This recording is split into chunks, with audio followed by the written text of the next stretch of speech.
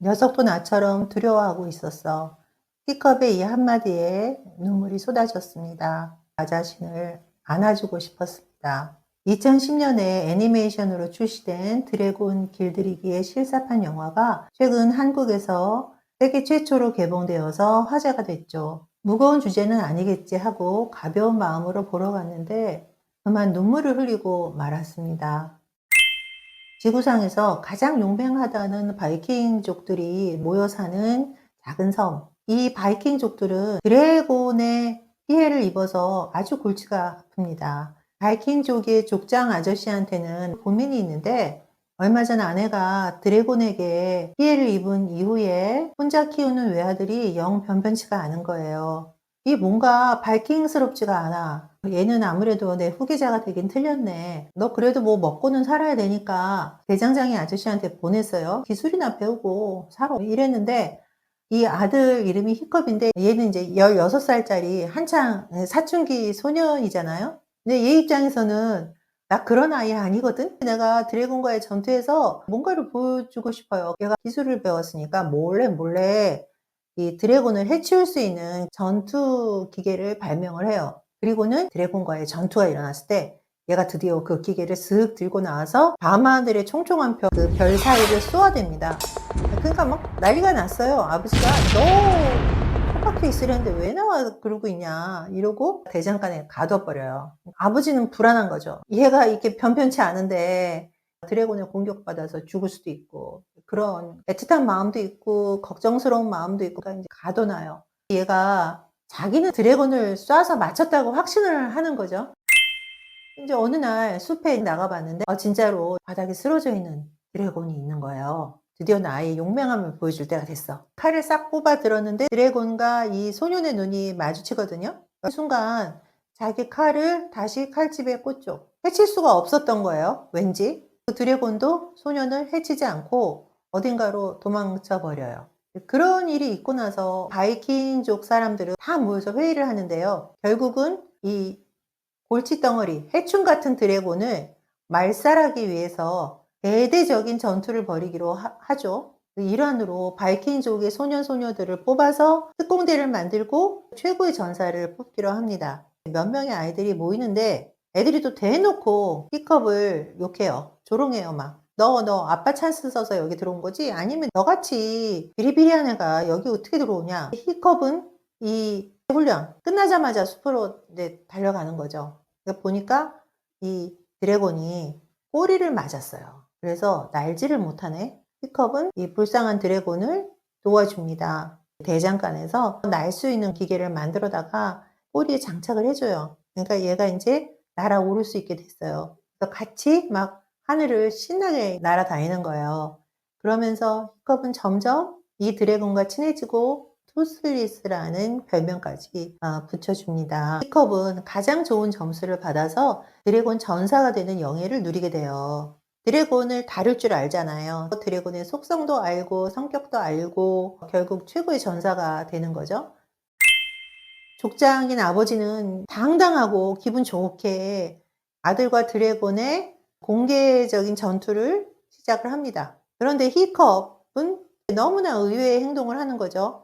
드래곤한테 "나는 너의 적이 아니야." 막 이렇게 나오니까 아버지는 그걸 보는 순간 그 전투를 중지를 시키고 사람들은 고함을 지르고 드래곤을 공격을 하고 이 드래곤은 흥분해서 막 날뛰게 됩니다. 이 투슬리스가 히컵을 구해 주러 마을로 들어오거든요. 예, 그러면서 인제 영화는 상당히 복잡한 장면으로 이어지죠.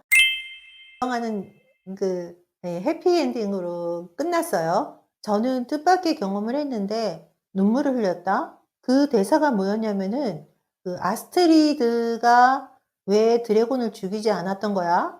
난 정말 궁금해."라고 물어보니까 녀석도 두려워하고 있었어. 그게 꼭 나 같았거든.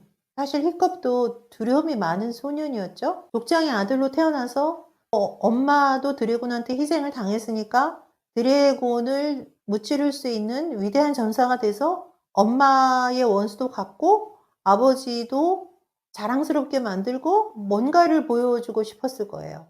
그런데 자기가 봐도 뭐 덩치도 좀 작아. 뭔가 이 다른 바이킹들하고는 자기가 좀 달라요.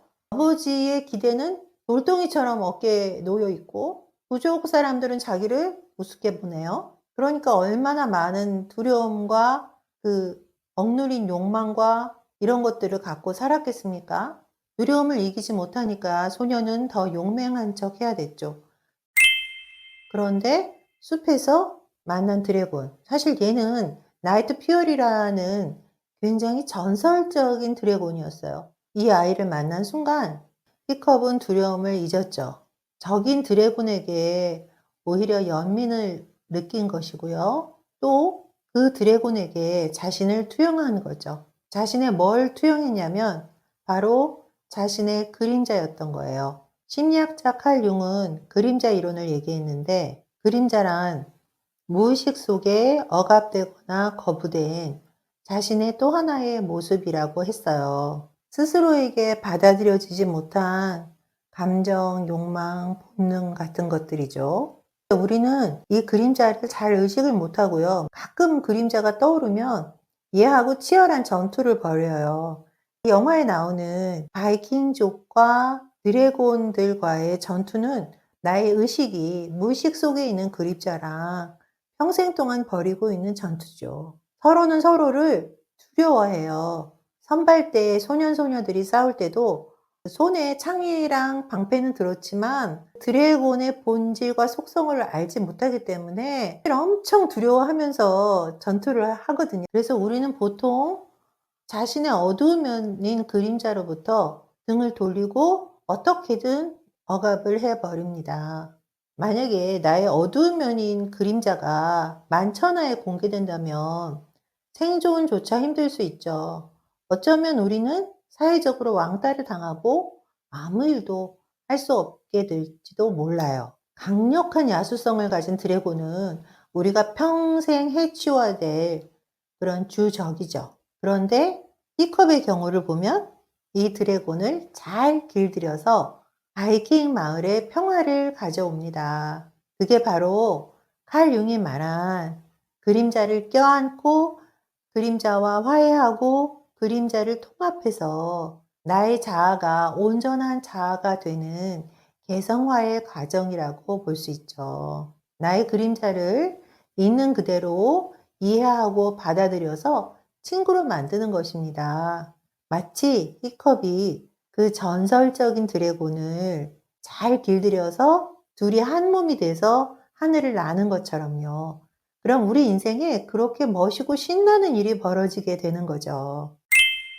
진정한 전사, 위대한 용사는 다름 아닌 나 자신을 이기는 사람이잖아요. 그래서 인류의 위대한 스승인 공자님은 이런 말씀을 하셨죠. 극기복례라고. 자기 자신을 극복해서 예를 회복한다. 좀 어려운 말처럼 보이는데요. 칼 융의 그림자 이론으로 해석을 해보면 무의식에 감추어진 나의 그림자를 극복하고, 이 극복한다는 건 화해하고 통합한다는 말이 되겠죠. 그리고 본연의 자신으로 돌아가는 것입니다. 우리한텐 누구나 상처가 있어요. 여러 가지 종류의 상처가 있습니다. 그건 사람마다 다 다르지만 우리는 이 상처를 떨치고 행복하고 평화롭고 조화로운 나 자신을 회복을 해야 되는 거잖아요. 여러분 끝까지 들어주셔서 감사합니다.